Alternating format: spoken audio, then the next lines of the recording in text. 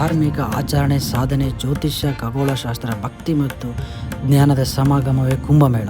2025ರ ಕುಂಭಮೇಳ ಉತ್ತರ ಪ್ರದೇಶದ ಪ್ರಯಾಗರಾಜ್ನಲ್ಲಿ ನಡೆಯಲಿದ್ದು, ಸಾಧುಗಳು, ಅಘೋರಿಗಳು ಹಾಗೂ ಭಕ್ತರು ಆಗಮಿಸಿ ಈ ಮಹಾ ಆಚರಣೆಯಲ್ಲಿ ಪಾಲ್ಗೊಳ್ಳುತ್ತಿದ್ದಾರೆ. ಈಗ ನಡೆಯುತ್ತಿರುವ ಕುಂಭಮೇಳ 144 ವರ್ಷಗಳಿಗೊಮ್ಮೆ ಜರುಗುತ್ತದೆ. ಹಾಗಾದರೆ ಮೊದಲು ಕುಂಭಮೇಳ ಅಂದರೆ ಏನು ಅಂತ ಹೇಳ್ತೀನಿ ಕೇಳಿ. ಕುಂಭ ಎಂದರೆ ಮಡಿಕೆ ಹಾಗೂ ಮೇಳ ಎಂದರೆ ಒಗ್ಗೂಡುವುದು ಎಂದರ್ಥ.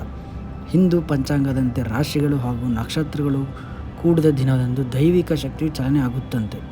ಹಾಗಾಗಿ ಈ ದಿನದಂದು ಸಾಧರು, ಸಂತರು, ಅಘೋರಿಗಳು, ಭಕ್ತರು ಕೂಡಿ ಪುಣ್ಯ ಸ್ನಾನ ಮಾಡಿ ಧಾರ್ಮಿಕ ಆಚಾರಗಳನ್ನು ನಡೆಸುತ್ತಾರೆ. ಹಾಗಾಗಿ ಎಲ್ಲರೂ ಒಗ್ಗೂಡಿಸಿ ನಡೆಸುವ ಮೇಳವೇ ಕುಂಭಮೇಳ.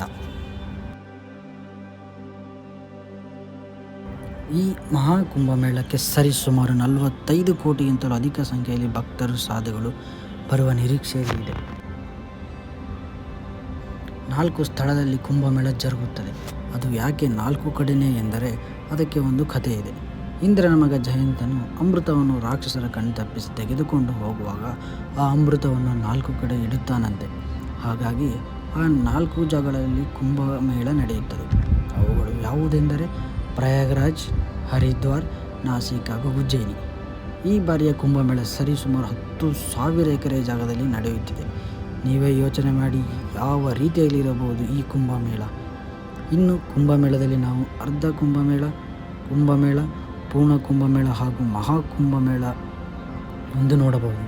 4 ವರ್ಷಕ್ಕೊಮ್ಮೆ, 6 ವರ್ಷಕ್ಕೊಮ್ಮೆ ಹಾಗೂ 12 ವರ್ಷಕ್ಕೊಮ್ಮೆ ಕುಂಭಮೇಳ ನಡೆಯುತ್ತವೆ. ಆದರೆ ಈಗ ನಡೆಯುತ್ತಿರುವ ಕುಂಭಮೇಳವು ಬರೋಬ್ಬರಿ 144 ವರ್ಷಗಳಿಗೊಮ್ಮೆ ನಡೆಯುತ್ತಿದೆ. ಇದೇ ಮಹಾಕುಂಭಮೇಳ.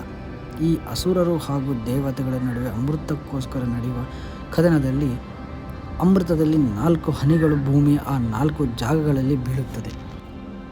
ಅದೇ ಪ್ರಯಾಗರಾಜ್, ಹರಿದ್ವಾರ್, ಉಜ್ಜಯಿನಿ ಹಾಗೂ ನಾಸಿಕ್.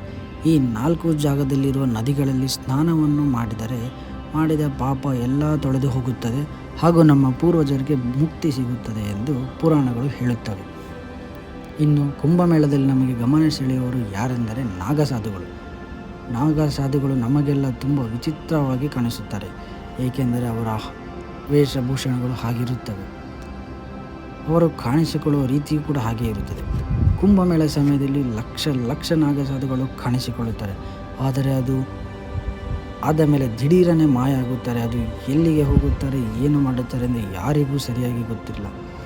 ಇವರನ್ನು ಜನ ಇರುವ ಸ್ಥಳದಲ್ಲಿ ನೋಡುವುದು ಬಹಳ ಕಡಿಮೆ. ಇವರು ಅವರದೇ ಆದ ಗುಂಪು ಇಲ್ಲ ಅಂದರೆ ಏಕಾಂಗಿ ಇರಲು ಇಚ್ಛಿಸುತ್ತಾರೆ. ನೀವು ಅವರ ವೇಷಭೂಷಣಗಳನ್ನು ಗಮನಿಸುತ್ತಿರುತ್ತೀರಿ. ಕೆಲವೊಂದು ನಾಗಸಾಧುಗಳು ಉದ್ದ ಕೂದಲನ್ನು ಬಿಟ್ಟಿರುತ್ತಾರೆ. ಇನ್ನು ಕೆಲವು ನಾಗಸಾಧುಗಳು ಉದ್ದ ಊರುಗಳನ್ನು ಬಿಟ್ಟಿರುತ್ತಾರೆ. ಇನ್ನು ಕೆಲವರು ಒಂಟಿ ಕಾಲಿನಲ್ಲಿ ನಡೆಯುತ್ತಾರೆ. ಇನ್ನು ಕೆಲವರು 2 ಕೈಗಳನ್ನು ಮೇಲೆ ಎತ್ತಿ ನಡೆಯುತ್ತಿರುತ್ತಾರೆ.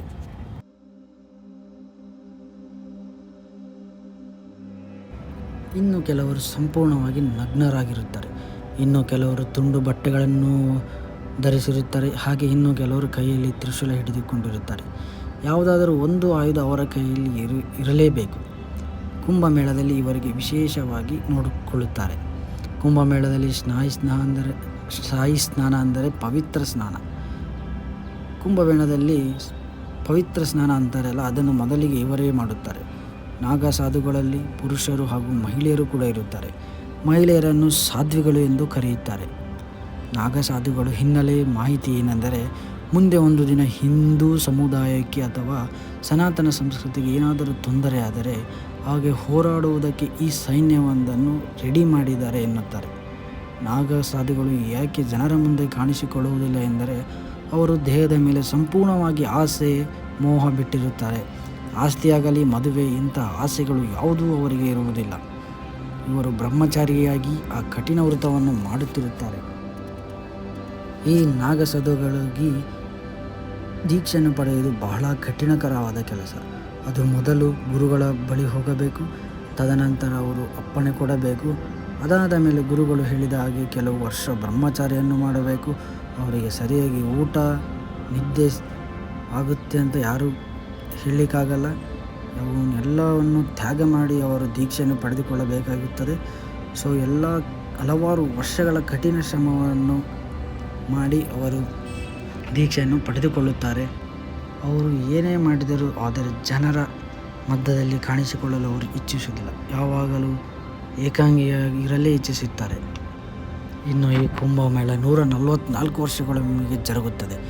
ಅಂದರೆ ನಾವು ಇನ್ನು ಈ ನಮ್ಮ ಜನ್ಮದಲ್ಲಿ ನೋಡಲಿಕ್ಕಾಗಲ್ಲ. ಆರಂಭದಲ್ಲಿ ಈ ನಾಗಸಾಧುಗಳು ಹಿಮಾಲಯದಲ್ಲಿ ವಾಸ ಮಾಡುತ್ತಿದ್ದರು.